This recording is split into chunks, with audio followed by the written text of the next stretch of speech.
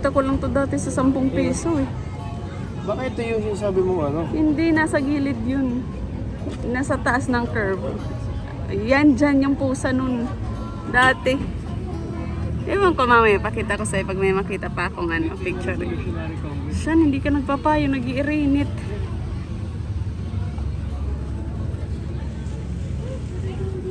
May mga babasahin pa daw siya, bala siya. Balik na ako, mainit. Pero, dahil nagkaroon ng Philippine-American War, inilipat siya dito sa Malolos, Bulacan. At dito, kinonvene yung Malolos Congress of Malolos. Dito din yung Dito sa Barasway.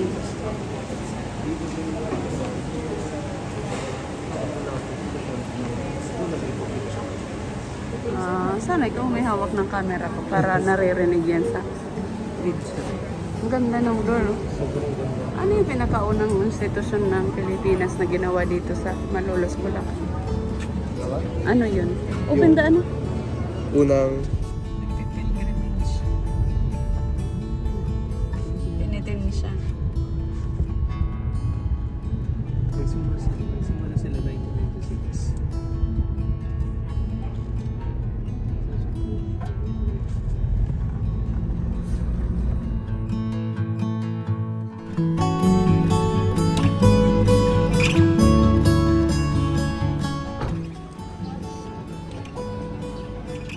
Tingnan mo tong simbahan na to. Kalahati na lang siya. Because this church was half buried during the eruption of Mount Pinatubo. So itong mga sahig bago na to ano? Oh, yan. Ayan no, bintana. Bintana daw yan, hindi yan door dati. Bintana to lahat dito. Door na ngayon. Kasi yung door nasa ilalim na. Picture tayo.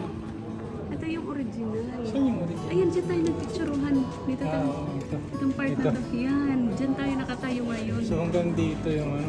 Hanggang dyan yung, oo. Kaya na yung pintuan ngayon. Itong nasa gitna. So yung buong pinto dito sa baba, wala. Kasi dito tayo nagpicture banda eh. Dito. Man, yung bilog na yan. Oo. Dito yung ano. Hindi kalahati na lang yung bilog. Ganyan. Kasi ito na yung pintuan ngayon. Ito dati.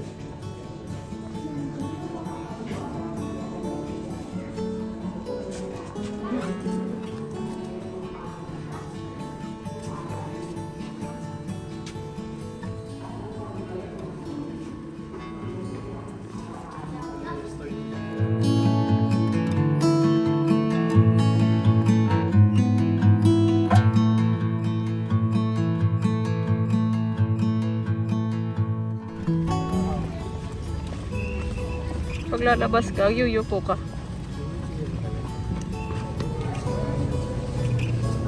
Wala, ang ganda ng simbahan.